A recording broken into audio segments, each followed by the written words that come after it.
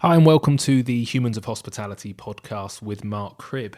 Now, in a change to our normal programming, those of you who are regular listeners will know that every Monday morning I release an episode where I generally have a chat and a deep dive and a conversation with somebody from behind the scenes of hospitality. But I think at the moment, with what's going on in the world of hospitality, and although the podcast is really aimed at anybody who is interested in where our food and our drink comes from, one of the key markets, and the clues in the title, I guess, Humans of Hospitality, a lot of listeners are people who work in this sector.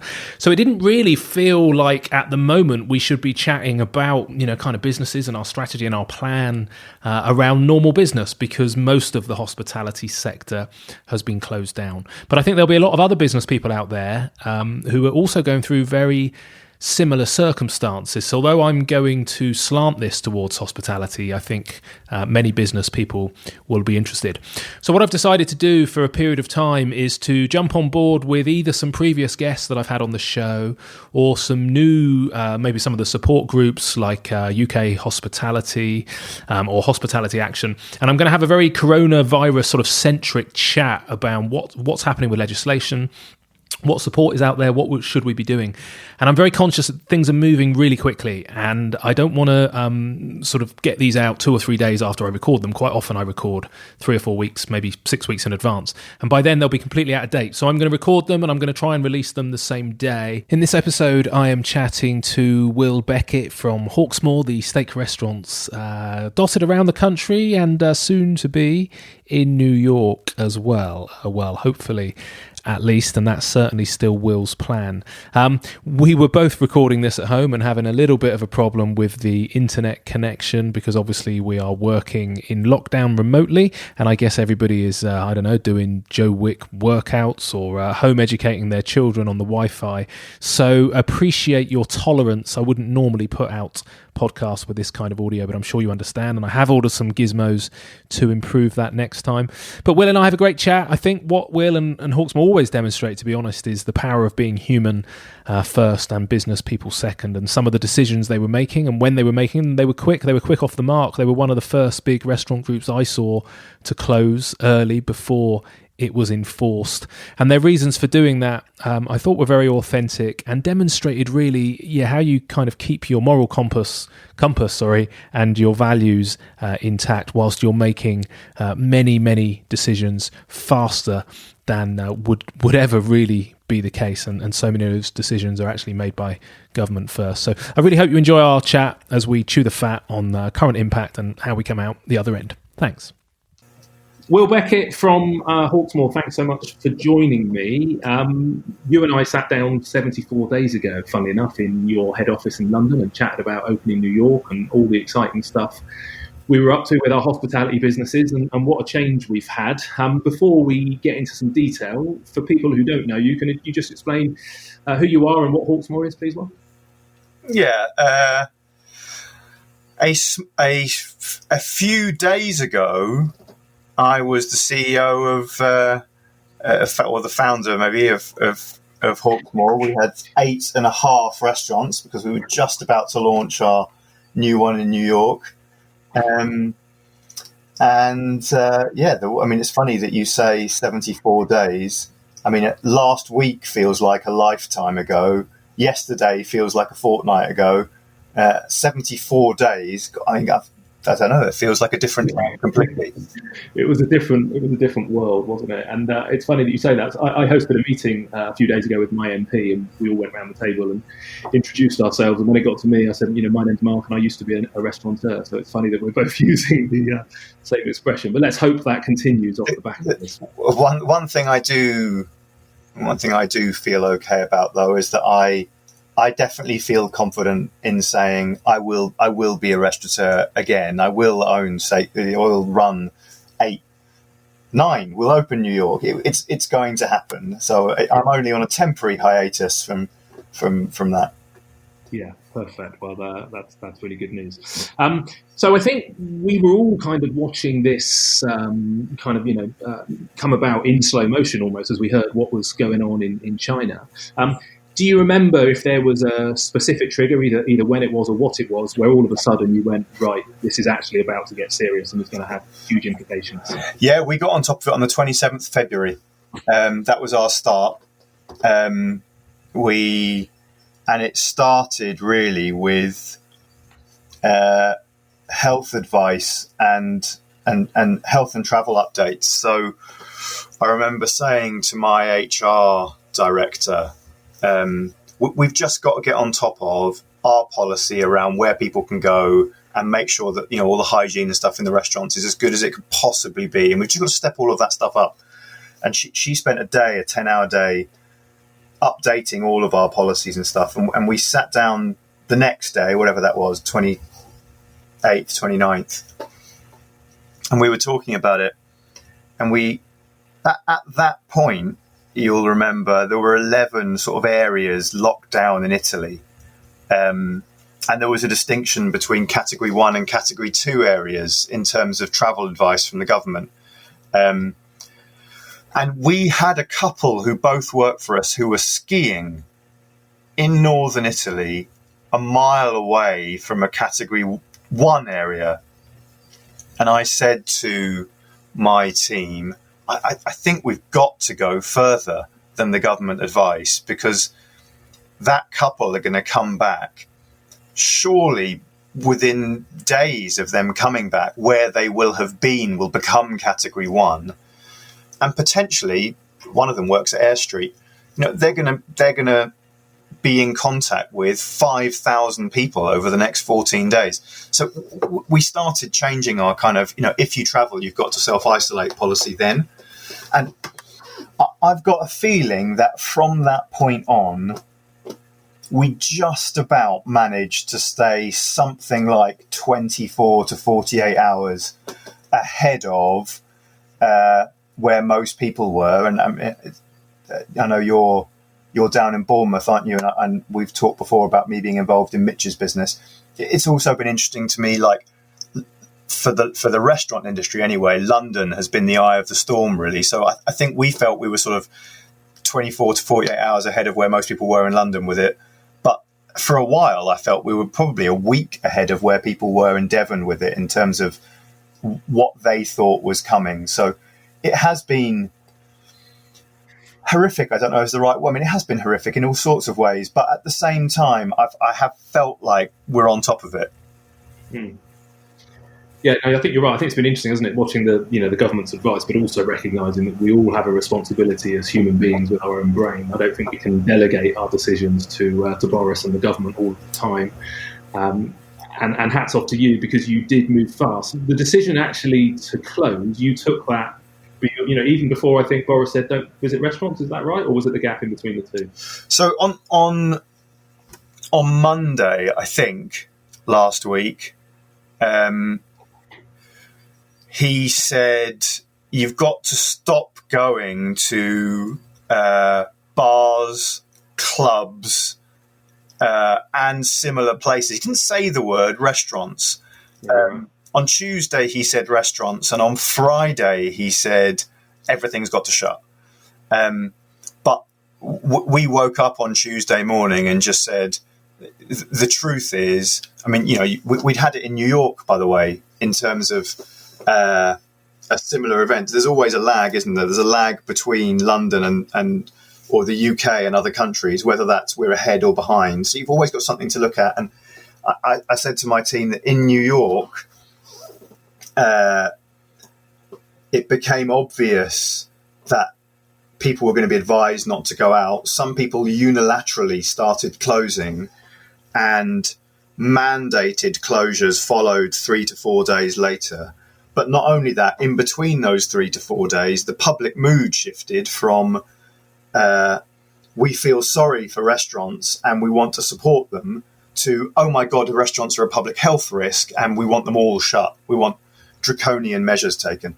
So I just said, I think that's the direction this is going to go. And really the onus is on us to do the right thing from a public health point of view. So we shut our restaurants on we announced that we were shutting on Tuesday evening. And then just turn very quickly to just making sure that whatever came in terms of economic policy, that we would be able to ride that storm out and open those restaurants again and get to a stage where, I don't know, we just kept saying we want to get back to what this felt like 2-3 weeks ago in terms of our jobs and the people that we employed and the restaurants that we ran, and we've just got to make sure we get back to that one day. So at the same time, Will, I guess we're MDs, so we're making some of these decisions very rationally for our business, but also we're emotional kind of human beings having a huge impact on people and human beings in our team. How much of those decisions were rational business, and how much of them were caught up in the emotion of what was going on? Yeah, it's a really good question. I mean, I'm not sure it was either of those things in a way. I'm not sure anything was kind of strictly rational. I'm not sure anything was strictly emotional. I mean, because I felt like we had a bit of a steer from New York about how this was going to go. We had, at the very least, had a chance to talk about kind of guiding principles of how we'd react, right? I remember thinking that basically everyone would have to make their own decisions based on their financial situation and their values. And what we had time to do was at least say, these are the high level things that we're going to kind of anchor all our decision making to, right? We're going to make sure that Hawksmoor survives, not because of money or anything like that, but because we, everyone from me and Hugh to the loads of people in the company, barbacks who've worked with us for 7-8 years, have spent such a large amount of our professional lives building this thing that we all love. And we want to go back to, employing all these people and having these restaurants, and that's got to happen. And then also we need to be able to protect as many jobs as possible, like look through, as many people as we can through this. And as I said, we had this plan to try and support, hundreds of people through it, even before the Chancellor spoke on Friday. And then we want to be able to look each other in the eye and say we acted in accordance with the values that we've had for well over a decade now. And just being able to do that, being able to kind of anchor stuff really helped with, I think, neither getting too heavily emotional, which, I don't know, for me sometimes involves kind of bad decision making or panicking, but equally not going kind of like super cold rational. We knew we had to look after people. People was really, I mean, for everyone, not just Hawksmoor, but how can you do the best job you are capable of doing for as many people as possible? I think is quite a widespread view now in hospitality, outside hospitality, and I think that was definitely on our mind. It's a very impressive. I mean, you mentioned 400 people there that you decided to retain in the business, and this was before the government support came in. How on earth were you doing that? I mean, presumably that must have pretty significant financial implications on the business, because you're not, sort of social services and social support, I suppose, but to make that commitment to 400 people, how did you do it? Well, I mean, we hadn't got round to it yet. We were waiting, actually, for the Chancellor to say what he was thinking of doing, but we kind of felt that even if we had to look someone in the eye and say, listen, there's a new reality here, which is you don't have to pay your rent anymore. You don't have to buy those new clothes anymore. You don't have to go to a bar or restaurant anymore. What you have to do is you've got to put food on your family's table, and you've got to make sure that, at a minimum, you and your family are okay. And I can give you an amount of money that allows you to do that. And I can give you that amount of money for quite a long time until we're able to sort of start up again. And then we'll just go back to the way things were. So, I mean, not that was the case for absolutely everyone, but broadly speaking, at an absolute minimum, we thought we can do that with a few hundred people. And I mean, it's a benefit, I suppose, of being a company that is quite successful, and we have money in the bank. But, when you wake up last Monday, I think, to the reality that you were just about to become a business with no revenue, with no potential date for getting revenue again, and you've still, our payroll was something like £1 million a month. We've got large rent. Aside from all the other costs, you've just got to think, how can I do the best job that I possibly can in the circumstances? And I think that's how we tried to behave during it. And we're in a slightly more privileged position than other people, but even then, it involved making some quite hard decisions. I mean, we've talked about closing the restaurants, but there were some hard decisions that we had to make there. Yeah, you're right. I think people are making decisions all over the place. I guess the numbers just get bigger, but the implications are the same. As how many people can you hold on to, because it is going to hurt financially. What do you think then? So on Friday, when the government announced its support, did that surprise you? What's your general thoughts on what the government are trying to do? Yeah, I mean, it surprised me in its ambition, and I think the ambition is absolutely laudable.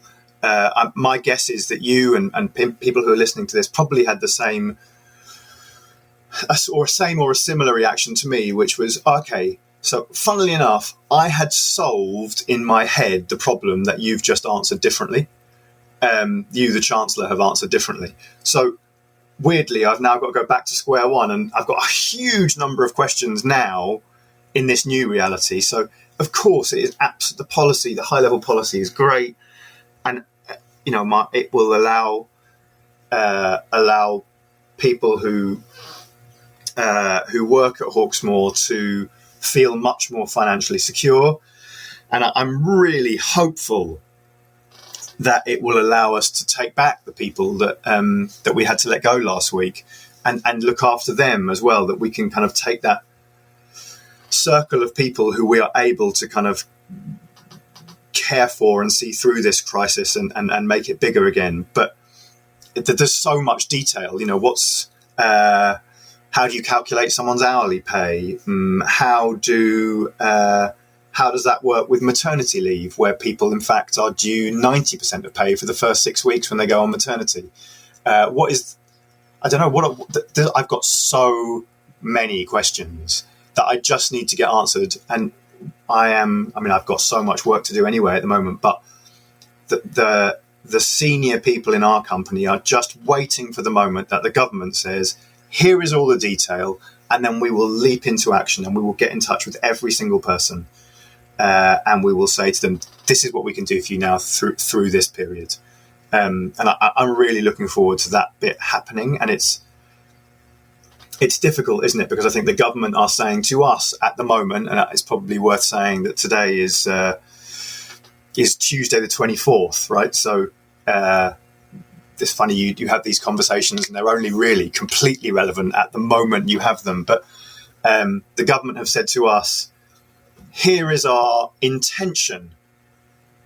We will follow with the detail.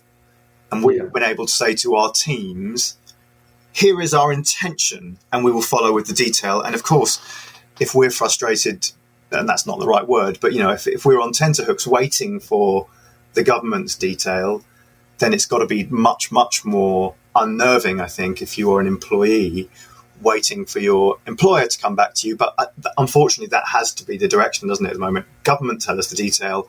We act as quickly as we possibly can and give people certainty about how their life looks over the next coming weeks or months.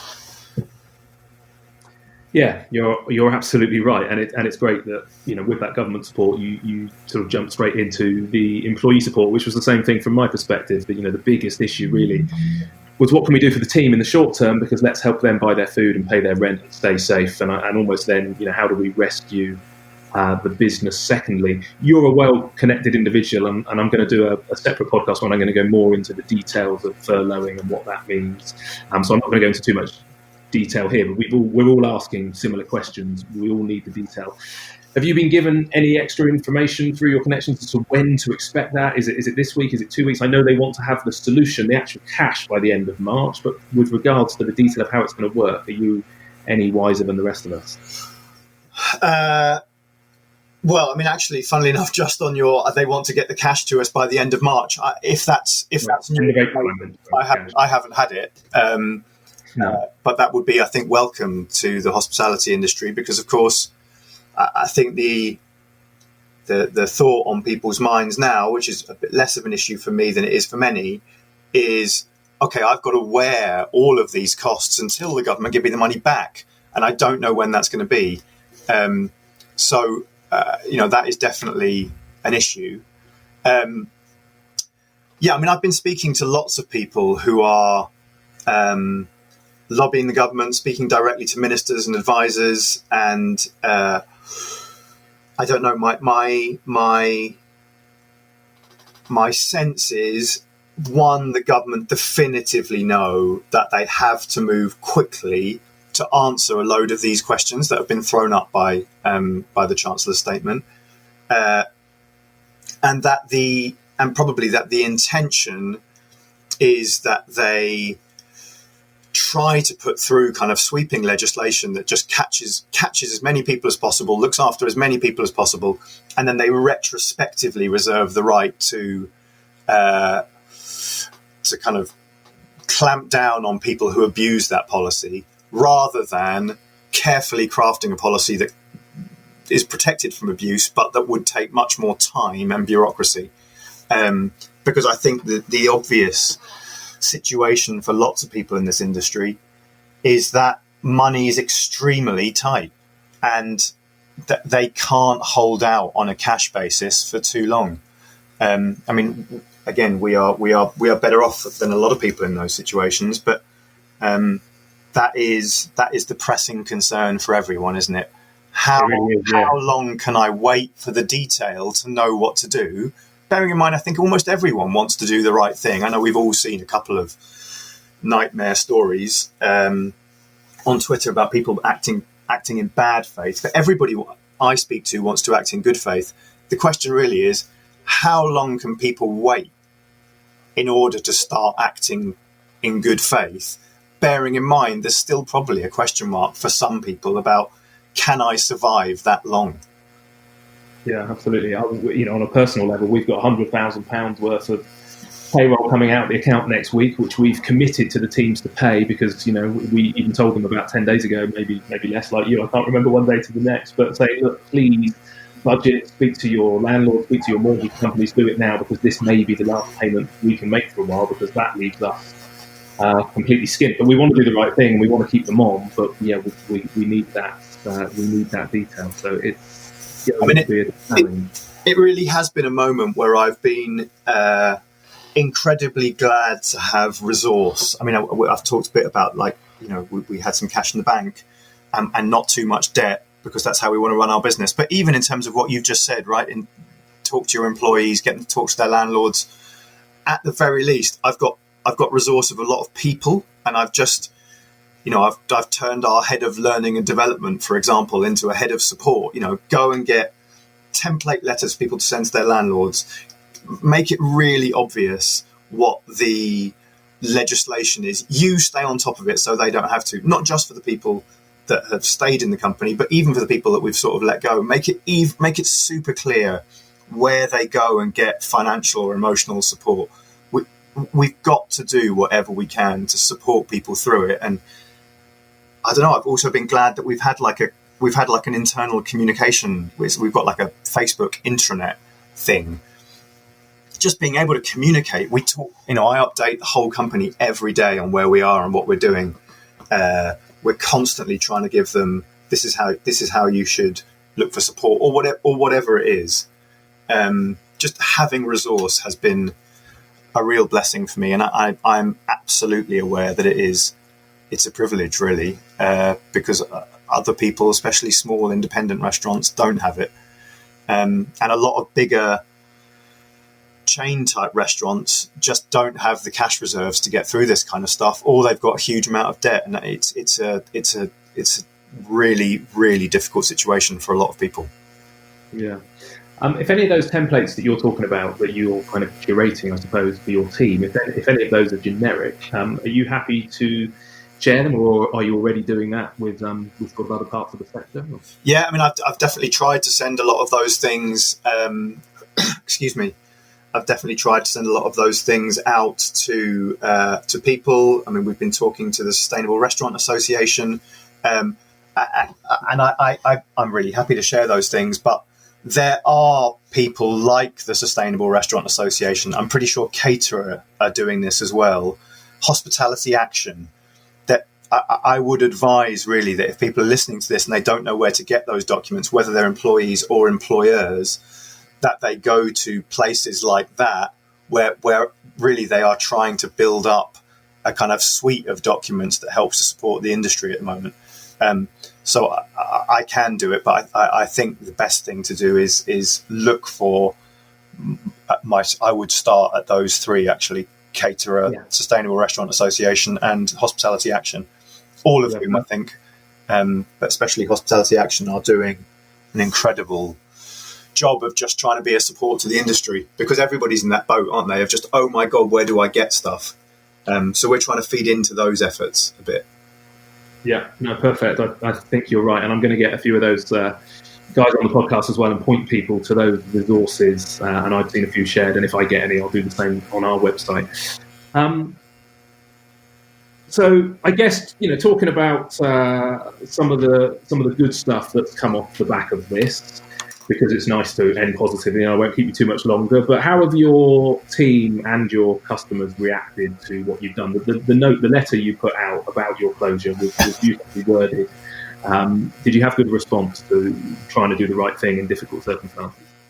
Yeah, I mean, just on a broad point, I suppose, before talking about Hawksmoor or oscillating between the two, that, I mean, there's no doubt whatsoever that this coronavirus thing is a tragedy on a scale of which certainly the UK, but maybe even globally, we haven't experienced for a very long time, although I'm aware that greater tragedies have occurred in the world on a localized level. But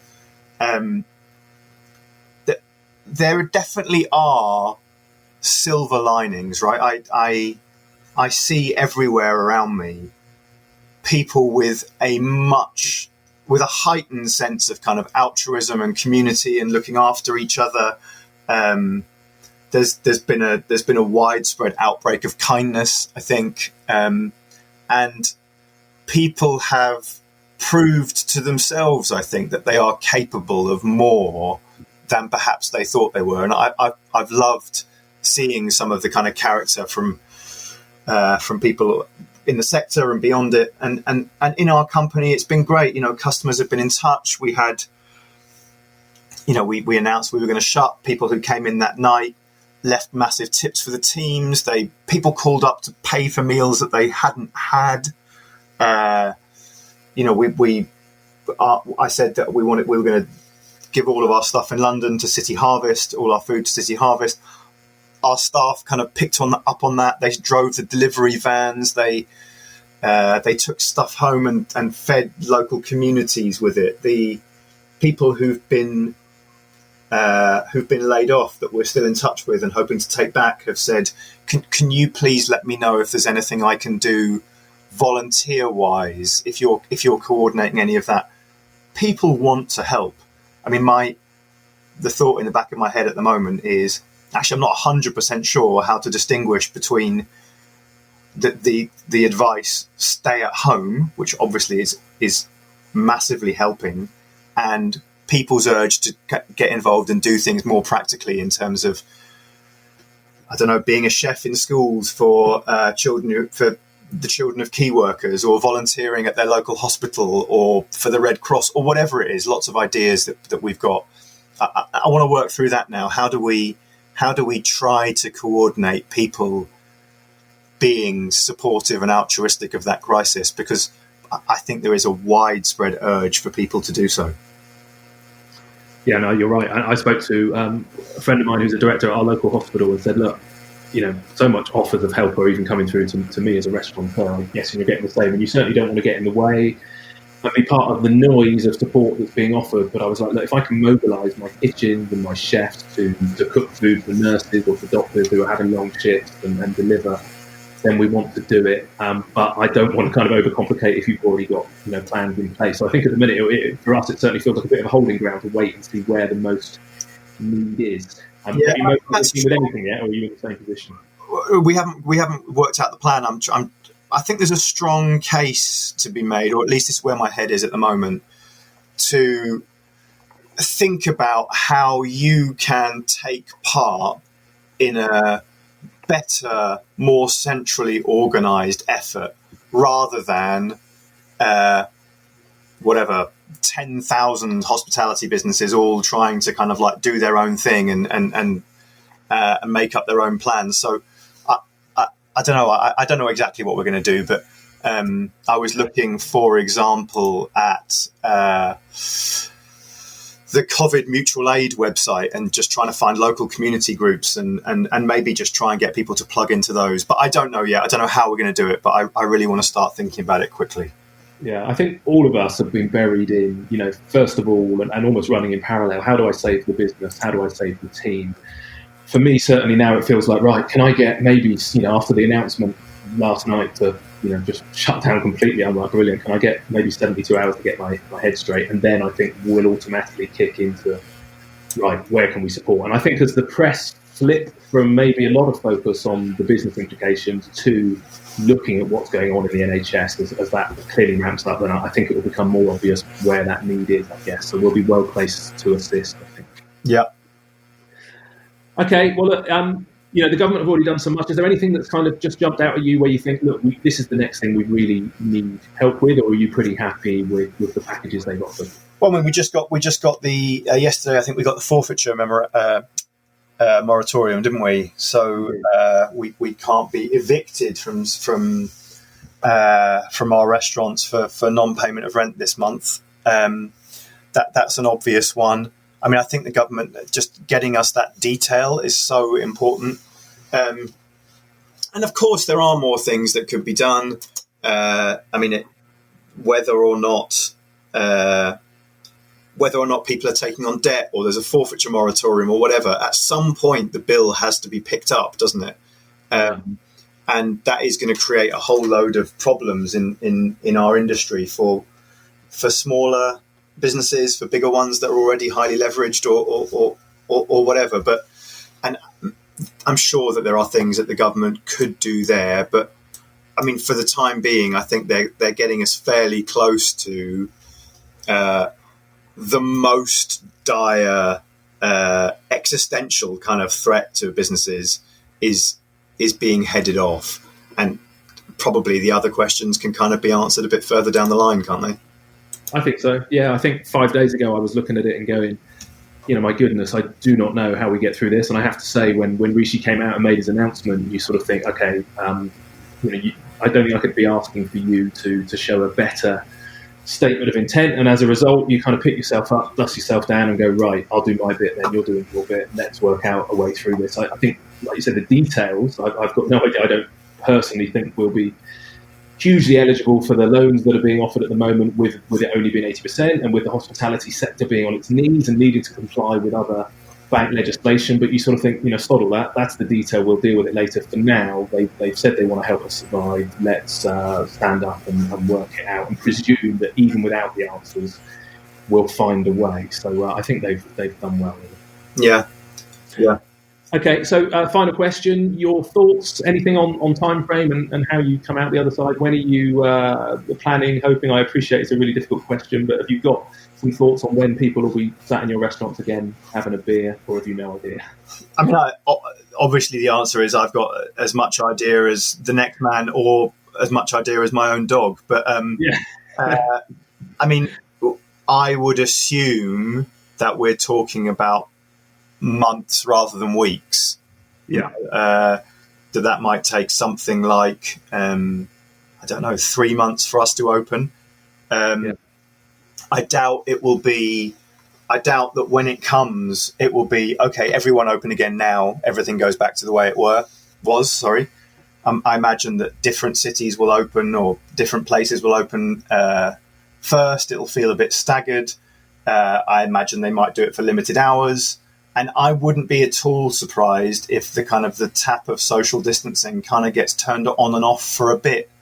I am not thinking that, we go 8 weeks and then someone flips the switch back on and everything goes back to normal. But I mean, the truth is, I don't know. No, agreed. And I think it's just reassuring for people to hear that we're all, I don't know, facing the same challenges, I guess. I'm a seafront operator predominantly, or at least a tourist town operator. For us, we run at a loss in the winter and we make all our money in the summer, and generally we make enough in the summer to get through the winter. And we're looking at it kind of best case scenario, like you, maybe some sort of staggered opening for July and August, maybe outside terraces first. And our challenge is, how do we make enough in 60 days to get through the winter? So it's not even a case that we can go back to normal when we reopen. We're going to come out of this in a different state. But I do love still, our hospitality sector, the human being behind it are really digging in and trying to help each other out, which is refreshing. Maybe we can touch base again, as things develop in a few weeks. But is there anything else you'd like to cover, Will?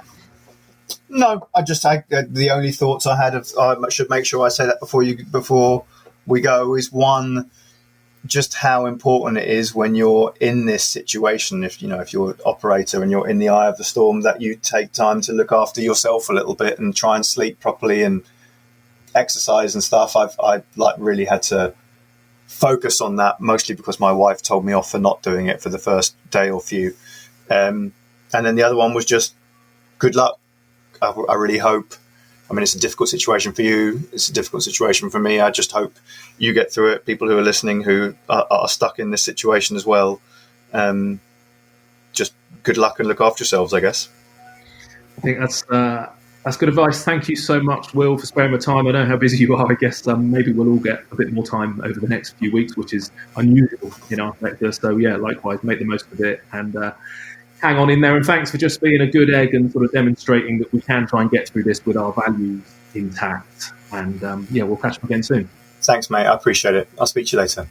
Cheers. Bye-bye. Okay, thanks for listening. That's the end of the show. I hope you found that useful.